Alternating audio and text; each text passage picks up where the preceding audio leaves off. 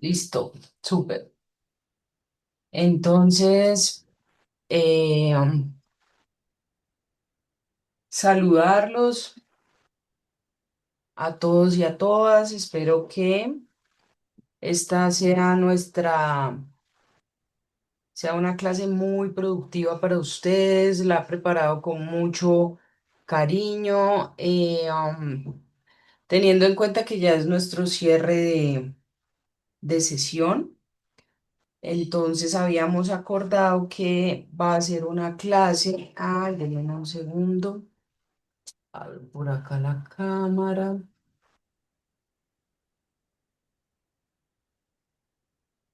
Listo. Es nuestra última sesión, entonces habíamos acordado que íbamos a hacer como todo lo que tiene que ver con derecho de víctimas. Acá hay dos cosas bien importantes, digamos, en este marco normativo para que tengamos en cuenta. Hoy vamos a tratar de ver esto que tenemos en pantalla, digamos que esa es la intención. Importante, dos cosas en todo el tema. Uno es que este derecho es sui generis por dos razones importantes. La primera, porque la carga de la prueba en temas de víctimas está invertida.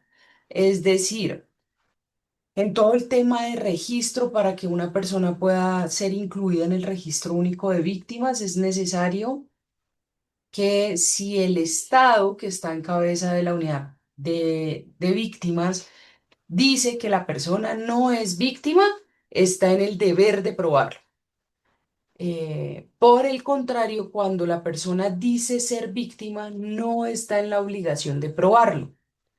Eso es como lo primero. Y lo segundo que tiene todo este marco normativo también como sui generis es que la ley posterior normalmente no deroga la anterior. Lo que quiere decir que nosotros tenemos ley desde el año 97 hasta la más reciente, que es la del 2024, y todas están vigentes, todas. Entonces eso hace más complejo todo el tema de derecho de víctimas y su aplicación. Eh, um, Tenemos como marco internacional, lógicamente, la Declaración Universal de los Derechos Humanos, los principios básicos de la ONU, nuestro sistema interamericano de derechos humanos, la Comisión, la Corte Interamericana de Derechos Humanos, la jurisprudencia vinculante para Colombia. De hecho, nosotros tenemos muchas sentencias en contra, en especial por hechos acaecidos por las AUC, los paramilitares. No tenemos de las FARC. ¿Ustedes por qué creen?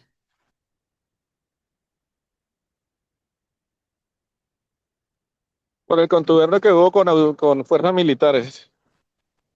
Porque es difícil probar en los casos de FARC la responsabilidad del Estado. Correcto, Javier, por eso es. Tenemos nuestro Pacto Internacional de Derechos Civiles y Políticos, tenemos el Estatuto de Roma, la Convención de Belén do Pará. Eso es como el nivel internacional. En nuestro marco normativo nacional tenemos lógicamente la Constitución Política de Colombia y arrancamos en la Ley 387 de 1997, que es la primera ley que reconoce el desplazamiento forzado. Ahí se dictan medidas de atención humanitaria, de prevención y sobre todo de estabilización socioeconómica de los desplazados. Luego sigue la ley 906, que es nuestro Código de Procedimiento Penal.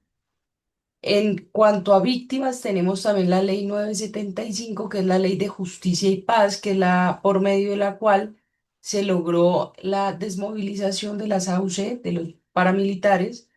Tenemos nuestro derecho de víctimas del conflicto armado.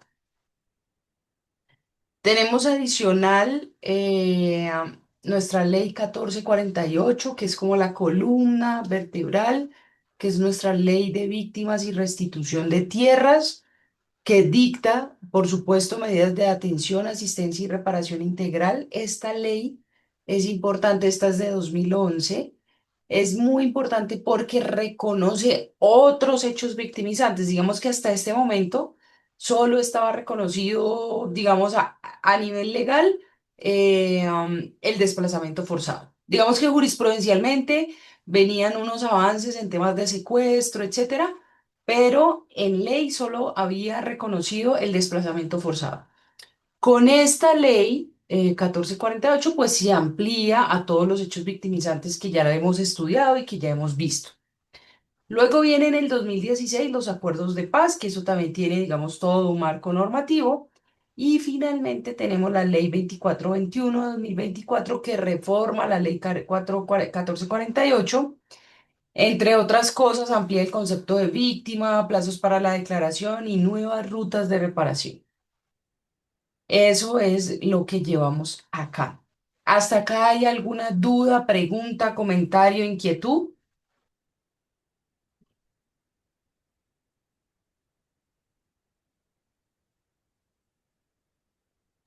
No, doctora. Listo, muy bien. Eh, um, entramos en, digamos que yo siempre, esto ya habíamos visto algo, pero quiero volverlo a traer porque es muy importante, porque digamos que es el marco de saber quién es víctima, porque es la puerta de entrada a todas las rutas. Si usted no es reconocido como víctima y no es incluido en el registro único de víctimas, digamos que no tiene acceso a ninguna ruta de atención, ni de asistencia, ni de reparación. Si usted es incluido en el registro único de víctimas, pues digamos que se le abre toda esta gama de rutas de asistencia y atención. Entonces es importante saber qué son las personas que a partir del 1 de enero de 1985 han sufrido alguna violación de derechos humanos o derecho internacional humanitario con ocasión del conflicto armado en Colombia. Ahora bien, tenemos como clasificaciones, tenemos las víctimas directas que son las que han sufrido el daño de forma personal, por decirlo de alguna manera. Las víctimas indirectas, esta ley 1448, digamos, para haber sido promulgada en el 2011, pues es de avanzada, porque ya reconocía compañeros permanentes, compañeros del mismo sexo, eh, am, reconocía, eh, creo que esas dos categorías eran las novedosas en ese reconocimiento de víctima indirecta. Ahora llegó la 24-21 y amplió todavía más ese concepto de víctima porque empieza a reconocer las familias de crianza, reconoce las víctimas transnacionales, no estaban reconocidas a nivel legal, digamos que habían unos adelantos jurisprudenciales, pero a nivel legal todavía no estaba reconocido. eh, am, y digamos que hoy tenemos un concepto de víctima directa e indirecta muy amplio. Mm, importante que ustedes sepan, las víctimas indirectas solo se reconocen en tres hechos victimizantes que son, eh, um, lógicamente, homicidio, desaparición forzada y secuestro. En los demás hechos victimizantes, digamos que la norma deja como un espacio abierto diciendo que los demás hechos que hayan causado algún tipo de daño, y digamos que por ahí la Unidad para las Víctimas ha reconocido algunas tipologías eh, o subtipologías, más vale, de hechos para reconocer víctimas indirectas, pero digamos que la norma va hasta ahí. Víctimas colectivas, pues son todo lo que son comunidades, pueblos étnicos, organizaciones sociales o políticas afectadas de manera colectiva por el conflicto armado. Recuerden que en alguna clase vimos la diferencia, vimos algunos de los atributos de esas víctimas colectivas. ¿Cuáles son esos derechos fundamentales de las víctimas? Digamos que en estos tres se pueden agrupar de alguna manera todas las medidas que tiene nuestro marco normativo y a lo que da respuesta. Entonces tenemos derechos fundamentales de verdad, conocer los hechos, las causas, las circunstancias. Incluso hay algunas, no es lo común, pero pasa, y es que hay víctimas que no quieren conocer la verdad. Eh, am, Porque a veces esa verdad, digamos, las personas que trabajan en todo el tema de la política o que antes era el programa de atención psicosocial, ellos reconocen e identifican, digamos, también los daños que puede generar a una familia, a una mamá, a una víctima indirecta, los temas de verdad. Sin embargo, digamos que ese es un derecho y ellos deciden sobre eso. Acceso a la verdad colectiva e histórica, garantía de memoria y no olvido, comisión de la verdad. La Comisión de la Verdad, digamos que fue la entidad encargada de hacer todo el análisis, de recopilar la mayor información, los informes, digamos, navegar la página de la Comisión de la Verdad es una cosa alucinante. Si ustedes no lo han hecho, yo los invito porque de verdad que uno aprende montones, además porque desde el punto de vista digital, gráfico, visual, es bonito, es agradable, es una página interactiva, amigable, entonces es bien chévere, hay muchos relatos, cosas audibles, digamos que no todo es como sentarse a leer. El segundo componente, que es todo el tema de justicia, digamos que ellos tienen derecho al acceso efectivo de la administración de justicia. Acá digamos que la justicia ordinaria no ha funcionado muy bien. De hecho, la ley de justicia y paz, hoy, digamos, uno de los grandes reclamos de la población víctima y de las personas que participaron en estos procesos es que no, digamos, existen las sentencias que ordenan los pagos, pero esos pagos no se han podido hacer. Y no se han podido hacer porque también el sistema que tiene al interior, digamos, el fondo, que es donde reposa supuestamente los bienes y las platas de estos grupos de paramilitares para indemnizar, pues no ha funcionado bien, necesita unos cambios legislativos. Entonces, la gran mayoría de esas indemnizaciones se hacen es con presupuesto general de la nación. Y eso que, digamos, ¿cuál es la traba ahí? Pues que el rollo es que no hay plata, entonces digamos que el gobierno va girando de a poco y con esos pocos, pues digamos, se indemniza a las personas. Además, porque monetizar esos bienes de los paramilitares pues no ha sido fácil, ellos entregaron ganado, eso ya no existe, entregaron carro, eso ya no existe, etcétera. Digamos, de variables que hacen de alguna manera nugatoria la posibilidad de indemnizar las víctimas por la vía judicial. Y no pasa, digamos que ese acceso pues se ha visto truncado en esa medida. El otro gran componente, digamos, de los derechos fundamentales de las víctimas es la reparación.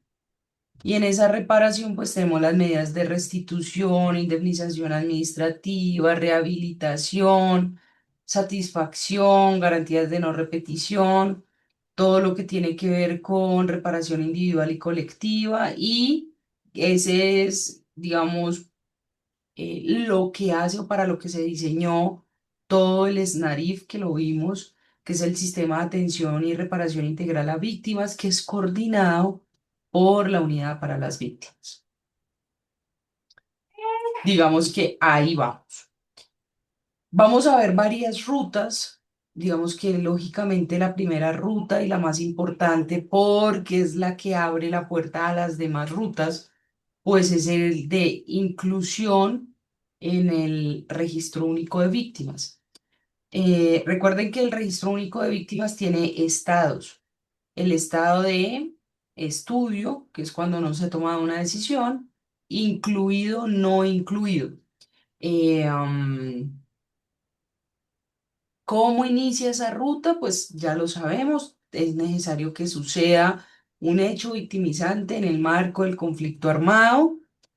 Lo siguiente que hay que hacer siempre es declarar, se declara ante el Ministerio Público, entiéndase Personería, Procuraduría o Defensoría del Pueblo.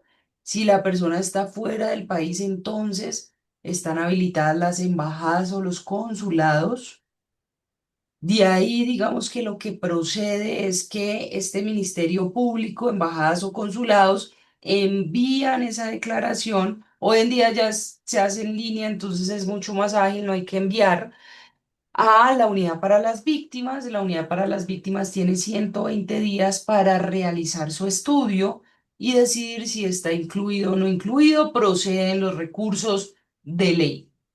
Una vez esté incluido o no incluido, hay unas rutas de atención, digamos, como prioritarias, que son atendidas por la misma unidad para las víctimas o por el Instituto Colombiano de Bienestar Familiar cuando se trata de menores de edad o por las secretarías de salud en lo municipal, Secretaría de Salud en lo departamental, Ministerio de Salud como cabeza del sector, y cabeza de la política pública de atención psicosocial a víctimas. Eso es como lo que procede. Lógicamente, digamos, como paralelo a esto está su acceso a la justicia, que se puede dar a través de la Fiscalía General de la Nación, de la JEP o incluso acudir a la Corte Interamericana de Derechos Humanos cuando se han agotado esos, digamos, requisitos de procedibilidad. Digamos que hay unas entidades claves, digamos que el SNARIF, que es el Sistema Nacional de Atención y Reparación Integral a Víctimas, pues tiene alrededor de 60 y pico de entidades. Sumado a eso, todas las alcaldías y todas las gobernaciones que hacen parte del SNARIF, pero sí tenemos unas entidades como claves. Lógicamente, la Unidad para las Víctimas, que es la coordinadora del sistema, Fiscalía General de la Nación, ICBF, la JEP, la Comisión de la Verdad, la Unidad de Búsqueda de Personas Desaparecidas, la Defensoría del Pueblo, Personerías Municipales, Ministerio de Salud, que es quien tiene a cargo el PAPSIBI en este momento, pero ese PAPSIBI se está reformulando y va a ser la política pública de atención psicosocial. Y están también las comisarías de familia. Esta es una ruta súper importante, digamos que creo que es la ruta que más les interesa a ellos, que es el tema de indemnización administrativa. Eso ha tenido varias resoluciones, digamos, desde que se creó la unidad a la fecha. Hoy estamos funcionando con la resolución 1049 de 2019. Esta resolución se da ¿por qué? Por el contexto de donde surge esta resolución. Es porque imagínense que la Corte Constitucional en los autos de seguimiento a la T025/2005 les dice a la Unidad para las Víctimas que las víctimas se estaban muriendo sin recibir su medida de indemnización y que era necesario que ellos crearan algo para que la población víctima no se muriera o por lo menos intentar que no fallecieran sin que pudieran gozar de esta medida de indemnización administrativa. Ese es como el contexto, esa es la orden que les da la Corte Constitucional. Entonces ellos lo que hacen es sacar la resolución 1049 que trae unos adelantos. Esa resolución que dice que hay dos rutas, la ruta general y la ruta priorizada. La ruta priorizada tiene unos criterios de priorización. ¿Cuáles son esos criterios de priorización? Que sean personas mayores de 68 años, que sean personas con algún tipo de discapacidad o que sean personas que tengan enfermedades huérfanas, ruinosas, catastróficas, terminales, de alto costo, que existe, digamos, como todo el listado lo tiene el Ministerio de Salud, cuáles enfermedades aplican. Y estos grupos poblacionales van a tener, digamos, el derecho a acceder a esta medida de indemnización administrativa mucho más rápido, más eficiente que los de la ruta general. Los de la ruta general, ¿quiénes son? Todos aquellos que no tengan, digamos, alguna de estas características, van por ruta general. Y los de la ruta general, sí, no hay fecha ni hora en el calendario, como dice el dicho, porque esas indemnizaciones se pagan también con presupuesto del presupuesto general de la nación. Entonces, digamos que lo que hace la unidad cuando le llegan las apropiaciones presupuestales a inicios de año es programar los pagos que va a hacer el año con esa plata y lo que le alcance paga y el resto, pues seguir esperando.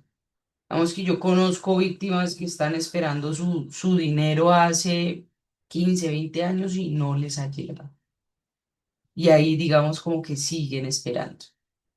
Eh, am, Hasta ahí vamos. ¿Vamos bien? ¿Tenemos dudas, preguntas, inquietudes? No, doctora. Listo, vamos bien, vamos bien. Digamos, ¿qué hay que hacer para acceder a esa ruta de indemnización administrativa? Que este, digamos, es uno de los retos que tiene la población víctima y es que no conoce sus rutas, digamos. Ellos no conocen qué tienen que hacer para acceder a cada una de sus medidas de asistencia o de atención o de reparación. En esta ruta, ¿qué deben hacer ellos? Pues lógicamente verificar que estén incluidos en el registro único de víctimas, por ahí empiezan todas las rutas.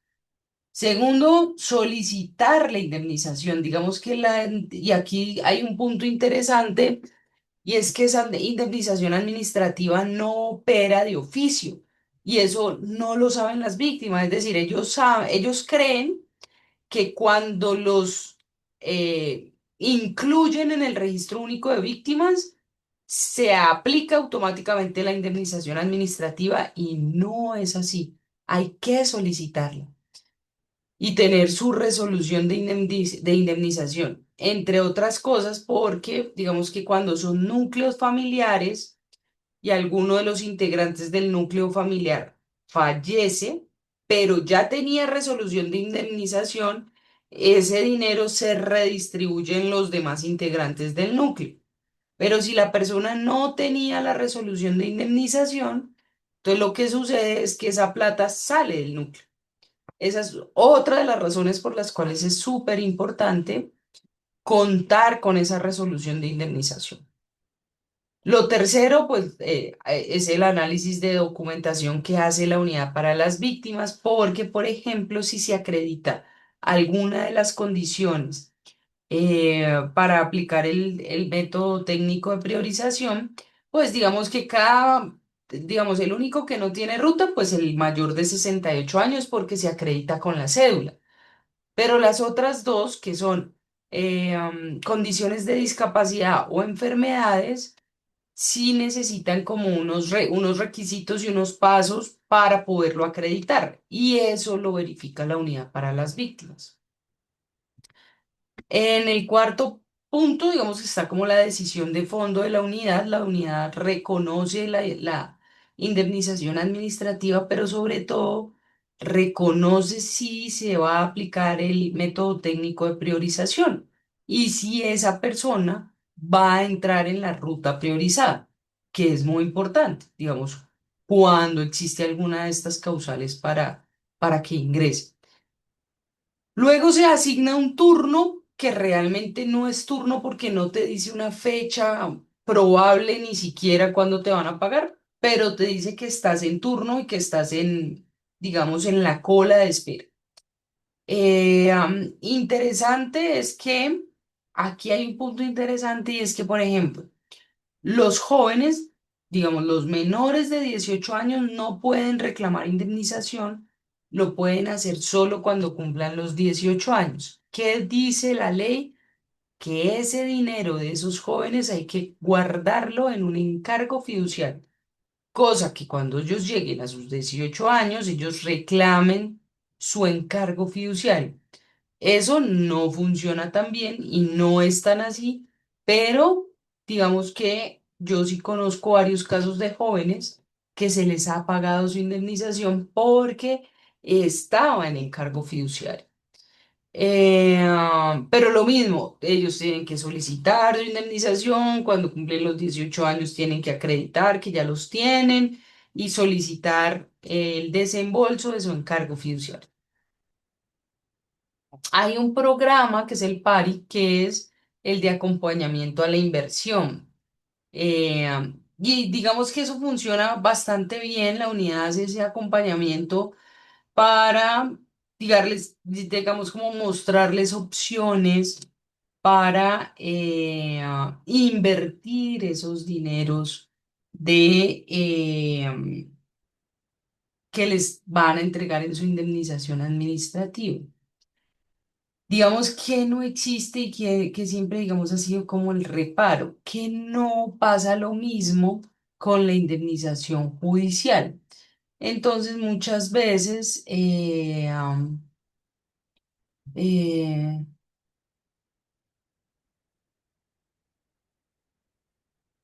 ¿qué ha sucedido? Que, ay, espérense un momento, denme un segundo. Listo. Entonces, ¿qué ha sucedido aquí? Que como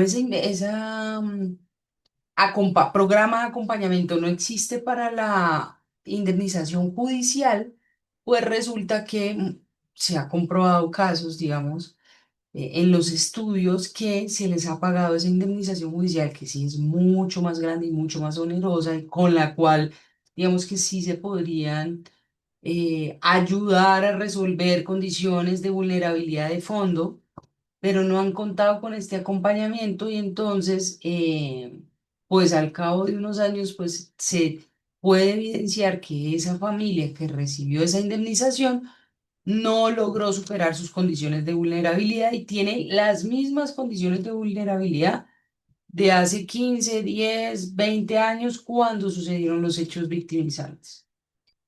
Y eso es, digamos, como tremendamente triste, frustrante, etc.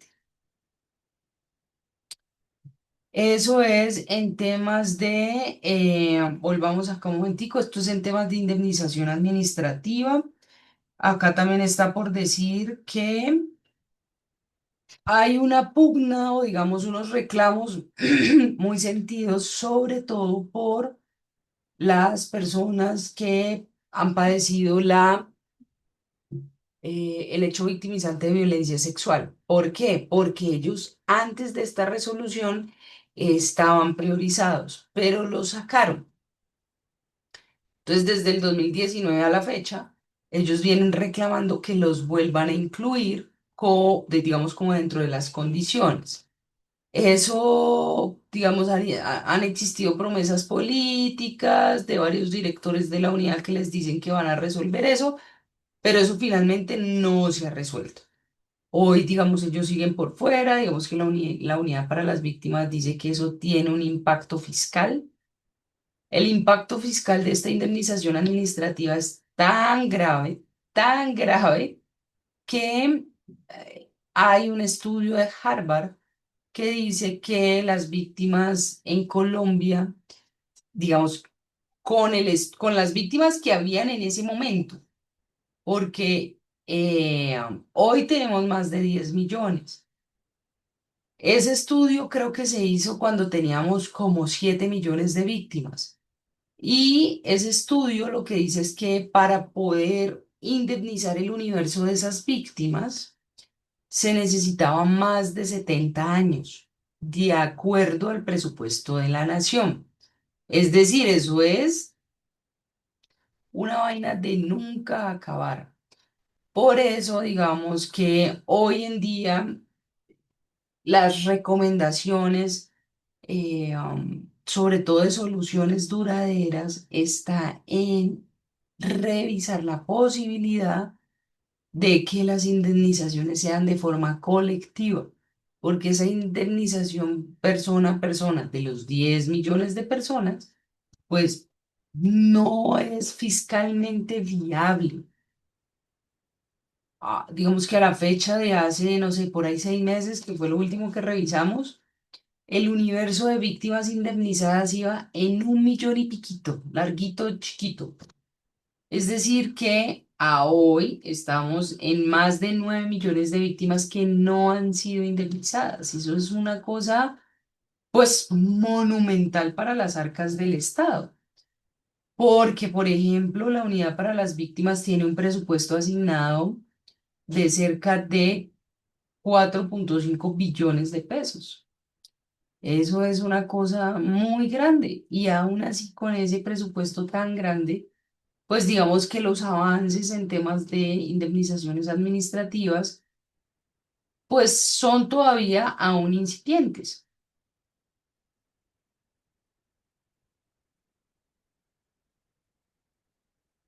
Vamos a ver la otra ruta que digamos que también es como muy reclamada y muy sentida para ellos, que es la definición de situación militar para jóvenes víctimas.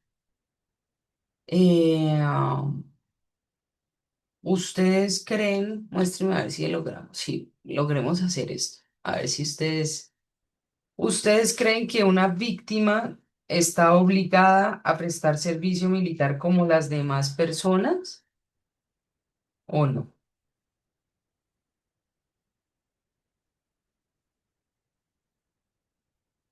¿Qué creen? Yo pensaría que no, que están exentas. ¿Por qué crees que están exentas, Javier?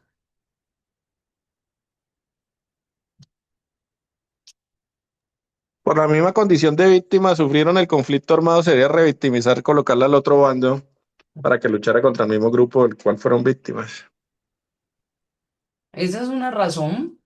Digamos que la razón para que estén exentas, efectivamente están exentas, es porque mm, pues digamos que no parecería muy justo que una persona que acaba de vivir el conflicto armado se le obligue nuevamente a volver al conflicto armado, portando peor aún un uniforme. Ellos utilizan digamos, esta ruta pero sin embargo, fíjense que hay jóvenes que quieren y van y prestan servicio militar. Y prestando su servicio militar, se dan cuenta, digamos, a los 2 meses, al mes, que eso es muy duro, que eso, digamos, que les revive todos sus recuerdos del conflicto armado y de su hecho victimizante. Y entonces ellos tienen la posibilidad de pedir que los desvinculen del ejército, de la prestada de servicio. Eso también, digamos que para que lo tengan ahí como en el radar, en el panorama. Entonces, lo primero es, lógicamente, saber que están incluidos en el registro único de víctimas. Eh, el ejército tiene su página que es libretamilitar.mil.co. Allí ellos, digamos que es una plataforma relativamente bastante amigable. Eh, Antes se quejaban mucho, ha mermado la queja, no deja de existir quejas sobre la plataforma y su eficiencia, pero digamos que está ese servicio y también sobre todo mucho para las víctimas en el exterior lo utilizan bastante. Eh, mm, Ellos solicitan esa exención, sale. Lo que pasa es que, digamos, el segundo reclamo o el segunda queja que ellos tienen grande es que la libreta, el plástico, por decirlo de alguna manera, tiene costo, cuesta 100 y pico de mil de pesos. Y ellos, digamos que ustedes saben que la gran mayoría de población víctima, pues es de bajos recursos, no tienen la plata para pagar ese plástico. Eh, um, pero digamos que por ahí vamos.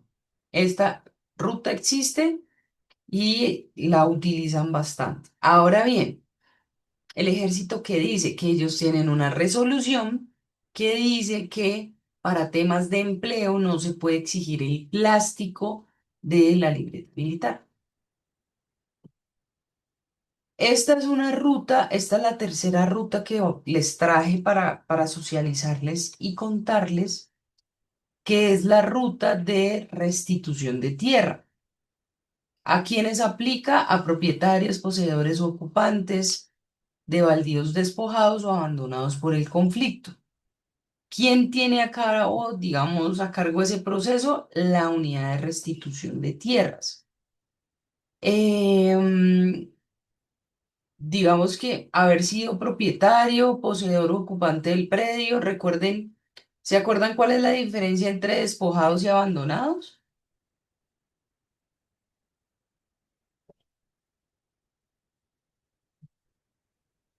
Chicos, ¿se acuerdan cuál es la diferencia entre tierras despojadas o abandonadas? Creo que el constreñimiento, hemos Exactamente, hablado, sí. Sí, correcto, muy bien. Esa es la diferencia. Entonces, eh, sea un caso o sea el otro, las personas pueden y deben de acudir a la unidad de restitución de tierras. Como todo en víctimas, no tiene ningún costo, no necesita tramitadores, aunque aquí se ve mucho tramitador, pero realmente no se necesita. Existe, digamos, el registro de tierras despojadas, es bastante útil, pero ellos se tienen que inscribir en dos instrumentos claves que son el FISO y el RESO. Esos dos instrumentos, digamos que... perdón, no. Olviden eso, no. FISO y RESO es para la Agencia Nacional de Tierras y para la adjudicación de tierras. Aquí en la unidad de restitución de tierras no hay que hacer eso, solamente hay que presentarse ante la unidad de restitución de tierras, que es el predio que dentro del registro de tierras despojadas. Aquí, ¿cuáles, digamos, cuáles, pero creo que está más adelante. Sí, acá, aquí. En el segundo punto, digamos que lo primero siempre, este sí no necesita registro único de víctimas, es decir, no son dependientes. Puede ser, incluso hay sentencias de restitución de tierras que ordenan la inclusión en el registro único de víctimas. Lo que quiere decir que la persona cuando ha sido despojada o ha abandonado sus tierras puede llegar directamente a la unidad de restitución de tierras, adelantar todo su proceso y cuando un juez de restitución de tierras emite sentencia favorable, que son el 99% de los casos, y eso también tiene su peligro, ya les voy a contar, ordena que se incluya en el registro de víctimas a la persona o al núcleo familiar. Entonces, lo primero que hay que hacer en esta ruta, pues es ir a la unidad de restitución de tierras.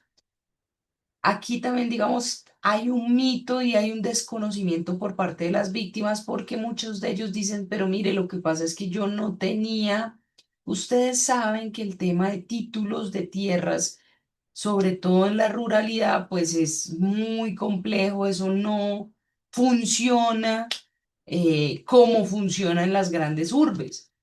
Entonces ellos allá hacen negocios de palabras, o sea, eso no queda legalizado en títulos.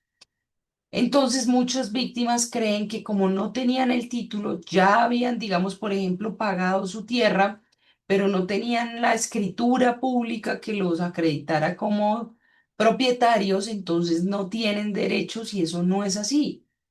Digamos que ellos pueden ir como poseedores o como ocupantes del predio.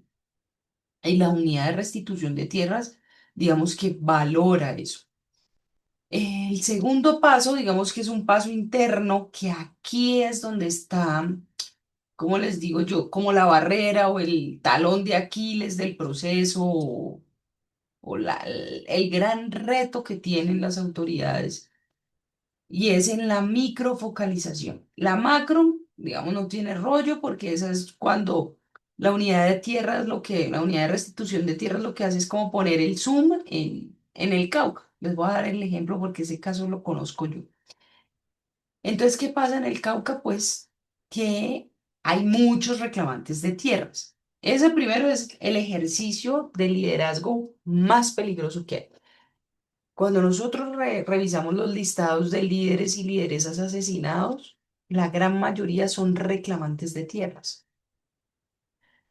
Entonces, ¿qué pasa aquí? En la microfocalización es cuando la unidad de restitución de tierras tiene que ir al predio a hacer un levantamiento topográfico, a comprobar medidas, a saber en qué estado está.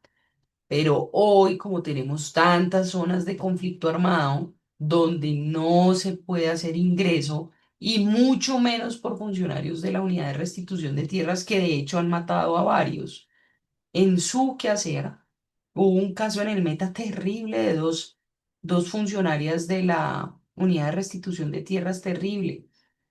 Entonces, en esta unidad de restitución de tierras, cuando van a hacer la microfocalización, por condiciones de seguridad, la fuerza pública dice que no tiene, pues como el aval, como el permiso para hacerlo. Y ahí se queda el proceso, porque no puede avanzar más. Entonces se queda, yo tengo procesos en el Cauca de hace 12 13 años. Y ahí sí, porque si no se hace la microfocalización, no puede avanzar. Aunque la norma dice que cuando pasan esos temas de seguridad, a la persona se le puede dar otro predio o se le puede dar compensación. Pero digamos que en la práctica, como no se puede hacer la individualización y caracterización del predio, pues digamos que el proceso no puede seguir. Listo, entonces la ORT recauda pruebas, analiza el predio, el hecho victimizante. Luego se inscribe en el registro de tierras despojadas y abandonadas forzadamente. Y en ese momento, digamos que sale, digamos, esa es la etapa administrativa. Pasan a la etapa judicial. En la etapa judicial, ¿qué pasa? Que la unidad de restitución de tierras presenta el caso ante los jueces de restitución de tierras e inicia el proceso. Y luego termina con una sentencia. Hoy en día pasan varios, digamos, les quiero contar como todo el contexto. Hay un tema de segundos ocupantes muy complicado. Entonces, ¿qué pasó? En el conflicto armado, las personas, digamos, les dio miedo, se fueron de sus tierras o los constriñeron y se fueron de sus tierras y llegaron unas familias y han ocupado sus tierras. Y esas tierras llevan 15 años, 20 años, 25 años siendo ocupadas por estos segundos ocupantes. Entonces, cuando salen las sentencias, esos segundos ocupantes ya tienen derechos. Y eso ahí se genera, digamos, un doble problema. La ley 2421 trató de hacer eso, pero no se solucionó nada. Y entonces lo que sucede hoy es que sigue existiendo esa problemática con estos segundos ocupantes. Los jueces de restitución de tierras, digamos, respetan lógicamente los derechos que han adquirido estas familias, eh, um, pero eh, entonces digamos que lo que están haciendo últimamente en las sentencias es que reconocen derechos a los segundos ocupantes, a veces los dejan allí y lo que hacen con los primeros reclamantes de tierras es darles indemnizaciones o territorios en otras zonas. El juez falla en única instancia y la asistencia puede incluir la restitución material, la compensación o el equivalente. Y la unidad de restitución de tierras en esas sentencias incluye como medidas económicas, por ejemplo, les ordenan a las gobernaciones, yo que sé, asistencia técnica para el tema de cultivo de peces, o de cultivo de maíz, o de cultivo de lo que se dé en la zona, por ejemplo. Y a las gobernaciones les toca, digamos, apoyar toda esa generación de ingresos. Medidas de todo, digamos, esas sentencias son súper completas porque, digamos, que también el Estado ha entendido que no solo se trata de restituirle esa tierra y entregársela y mire a ver usted cómo se defiende, porque no ha funcionado y la gente termina nuevamente abandonando la tierra. Entonces, digamos que hoy en día las sentencias son muy robustas y generan como todo el marco para que las familias puedan desarrollarse, si me lo permiten decir, un poco mejor. Esta diapositiva nos muestra algunas de las medidas de reparación integral. Tenemos el tema de restitución y retornos, los planes de restitución y retornos. Pues bueno, eso también tiene muchos retos, pero yo se los quiero contar. Eh, am, la restitución de tierras la hace la unidad de restitución de tierras, que es la que acabamos de ver. Los retornos y las reubicaciones es cuando la familia, el núcleo familiar, dice, nosotros fuimos desplazados del Cauca y vamos a retornar al Cauca. Ese es el retorno. Y la reubicación es cuando las familias dicen, nosotros fuimos desplazados del Cauca y queremos reubicarnos en el Valle del Cauca, o queremos reubicarnos en Nariño, o queremos reubicarnos en Cundinamarca. Estos dos tipos de planes, que son las reubicaciones y los retornos, están a cargo inicialmente de las entidades territoriales. Lógicamente, la Unidad para las Víctimas siempre apoya todo el diagnóstico y la elaboración del plan, porque son planes, hoy en día ya les tienen más el tiro y son un poco mejores, pero digamos que antes, por ejemplo, en un plan de retorno o reubicación, nosotros, por ejemplo, observábamos que estaba como, o alguna de las acciones que había que hacer era como limpiar el río Atrato. Vainas que uno dice, o sea, eso no va a ser posible y no va a pasar. Estos temas de retornos y reubicaciones quedan cortos o, digamos, encuentran su gran barrera en los temas de vivienda. ¿Por qué? Porque en esos temas de vivienda, digamos que no se puede hacer un retorno o una reubicación sin la vivienda. Entonces, ¿qué sucede normalmente en estos planes? Muchos suceden que la Agencia Nacional de Tierras les adjudica terrenos a las familias, porque normalmente ellos se reubican o se retornan por familias, por varios núcleos familiares. Entonces, les adjudican esa tierra, pero no tiene viviendas. Y digamos, ahí queda como corto o mocho el plan. Eh, pero hay varios, digamos, que han salido. La indemnización administrativa y judicial, que es la de compensación económica por perjuicios, ya la vimos. La rehabilitación, que es la atención médica, psicológica o social, hoy lo tenemos como política pública de atención psicosocial. Acuérdense que eso cambió en la ley 2421. Antes era el PAPSIVI, que era el programa de atención, hoy es la política pública. Cambió porque ese PAPSIVI estaba desfinanciado y digamos que su alcance y su impacto pues realmente no era mayor. Esperamos que cuando pase a ser política se le asignen recursos y pueda, digamos, tener continuidad y más impacto y etcétera.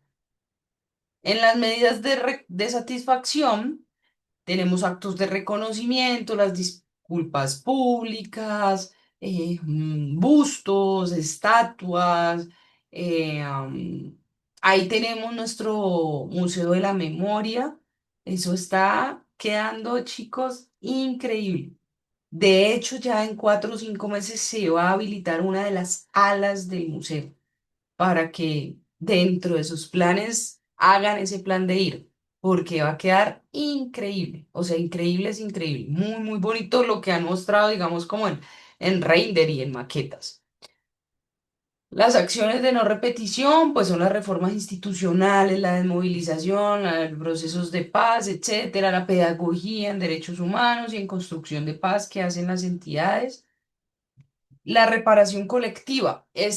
A grandes rasgos, digamos que ellos hacen unos planes que son los PIRC, que son los planes integrales de reparación colectiva. En reparación colectiva tenemos dos grandes planes o temas o digamos grupos que marcan la diferencia total. Y están los étnicos y los no étnicos. Los étnicos, yo no sé ahorita en cuánto esté, pero en el 2022 que trabajé con ese tema, Los planes étnicos estaban alrededor como de 3.200 millones, digamos, era el presupuesto que tenía la unidad para las víctimas, para hacer esos planes. Entonces, digamos que era chévere porque, pues, digamos que tiene recursos. Los no étnicos no tienen asignación así directa de recursos. Digamos que la unidad sí hace varias acciones, pero no tiene asignación directa y digamos que eso dificulta la elaboración incluso del PIRC, porque genera el reto de que si no hay quien financie cada una de las acciones, pues las entidades territoriales, digamos que a pesar de tener su obligación, pues no son como las más responsables haciendo. Em, Esto es como lo que les tengo yo, reconocer las víctimas. No es solo un imperativo jurídico, es el fundamento ético de toda sociedad que aspira a la paz. Digamos que no podemos aspirar a una construcción de paz si no se han atendido en debida forma a las víctimas del conflicto que las haya ocasionado. Gracias por este semestre de aprendizaje compartido. Yo amo la docencia porque siento que es la forma de mantenerse uno actualizado, renovado, de adquirir nuevos conocimientos. Entonces, chicos, muchas gracias siempre por la disposición, por la participación, por venir, por estar, por preguntar. Eso enriquece tremendamente las clases.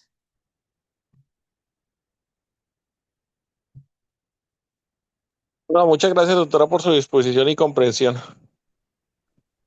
Doctora, a usted por lo contrario, muchas gracias por sus conocimientos muy amplios, la disposición siempre para la clase. Muchísimas gracias. Gracias a ustedes, chicos. Muchísimas gracias por todo.